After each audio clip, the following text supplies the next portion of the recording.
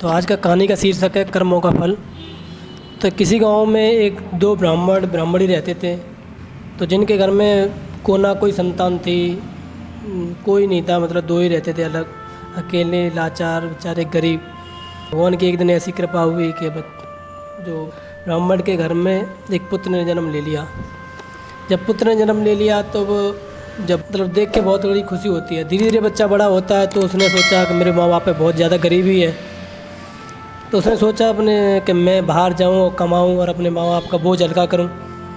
उसके बाद उसने सोचा, अपने दोस्त से सलाह मिलाई, तो दोनों दोस्त मिलकर जब बाहर नौकरी के लिए तैयार होते हैं जाने के लिए, तो अपनी माँ से बोलता है जाके कि माँ मुझे बाहर जाना है, मुझे काम करना है बाहर जाके, और कुछ आपके जो पिताजी के सर पे जो बोझ है उसे हल्का करूँगा जाके। तो वैसे पिता माँ बाप मानते तो है नहीं, फिर भी जब वो ज़्यादा जिद करता है तो वो जाने के लिए कह देते हैं और वो चल देते हैं। दोनों लोग जब चले जाते हैं बाहर, तो बाहर जाके काम करते हैं, खूब लगन से काम करते हैं, बढ़िया से काम करते हैं। जब कुछ समय बीतने के बाद जब घर की याद से अब हमको घर जाना है और अब हमारा जो धन मिला है, जो धन बना है, हमारा जो भी वेतन बना है वो हमको दीजिए और हमको अपने घर जाना चाहते हैं। तो सेठ ने जब पूरा धन दे दिया उनको, बोला ठीक है बेटा अपने घर जाओ, कोई दिक्कत नहीं, और अपने घर जाओ आराम से। तो जब वो घर जाते हैं रास्ते में चलते आते हैं और उस लड़के के दिमाग में सोच आता है कि मैं अपनी माँ के लिए कुछ तो ले जाऊँ, जिन्होंने सारी ज़िंदगी गरीबी में बिताई हो, उसके लिए कुछ तो ले जाऊँ मैं। तो रास्ते में जब बेचारा आता है तो एक सेठ की दुकान पर पहुँचते हैं। तो सेठ से बोला जाके कि सेठ जी एक मेरी माँ के लिए साड़ी दिखा दो। तो साड़ी, जब सेठ ने साड़ी फेंक दी इसके सामने के, बेटा ले छांट ले।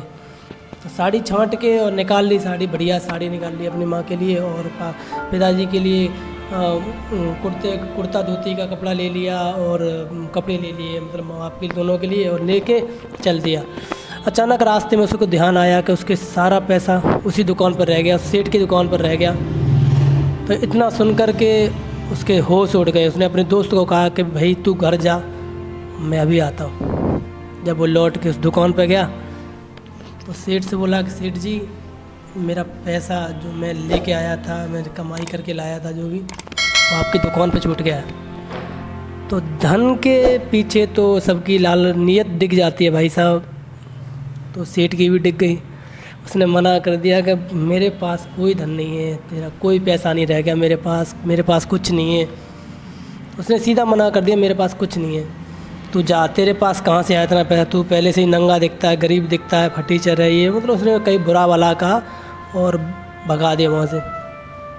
तो वो लड़का रोता हुआ आ रहा था, रास्ते में रोते रोते आ रहा था, और रास्ते में उसको प्यास लगी बहुत ज़्यादा। तो रास्ते में एक उसे पनिहारी दिखी, जो पनिहारी दिखी, उसने कहा कि बहन मुझे पानी पिला दे।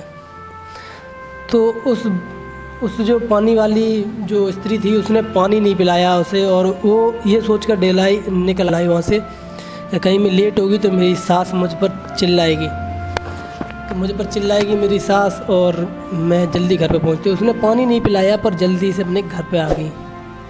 जब वो घर पे आ नहीं पाई और जाते जाते दीवार में उसका घड़ा लगा, घड़ा का पानी फैल गया, सारा घड़ा फूट गया और वो भी वहीं पर मर गई। उधर उस लड़के की भी प्यास की वजह से मृत्यु हो गई। यही है विधि का विधान। जब उसका पुनर्जन्म हुआ तो उस लड़के का भी पुनर्जन्म हो गया दूसरे शहर में। उसी सेठ के घर पर उस लड़के का पुनर्जन्म हुआ, उसी सेठ के घर पर, जिसके घर पर वो अपना माल, मतलब जिसकी दुकान पर अपना सामान, जो अपना पैसा, जो धन दौलत छोड़ के आया था, उसी सेठ के घर में जाके उसका जन्म हो गया जाके दोबारा। तो जब जन्म हुआ तो धीरे धीरे वो बड़ा हुआ, और वो जो उसने, जिस पनिहारी ने उसको पानी नहीं पिलाया था, उसका दूसरे शहर में जाके जन्म हो गया। तो देखिए विधि का विधान, जो लिख रखा है किस्मत में वो किसी कोई नहीं मिटा सकता।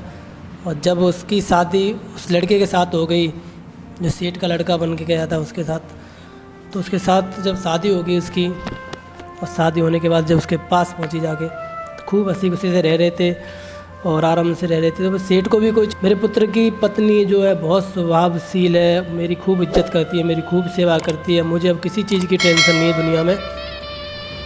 तो कहते हैं ना, हर एक दुख के पीछे एक सुख होता है, हर एक सुख के पीछे एक दुख होता है।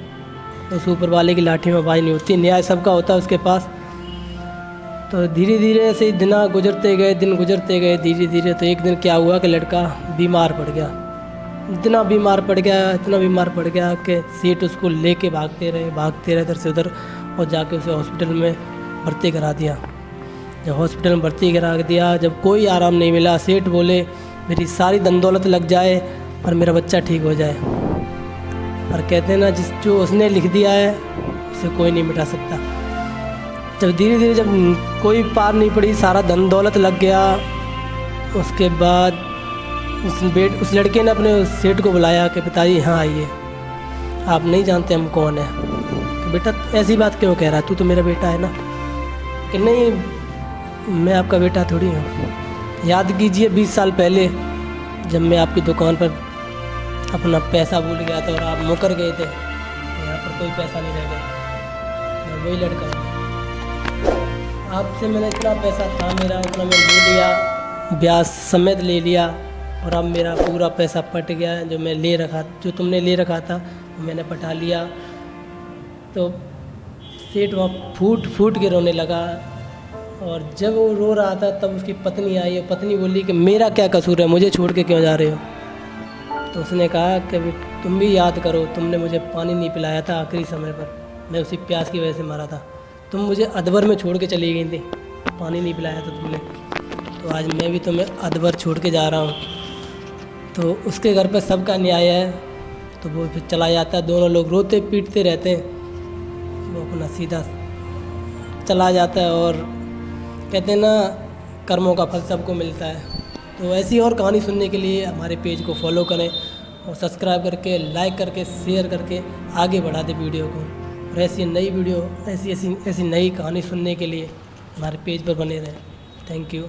Thank you so much.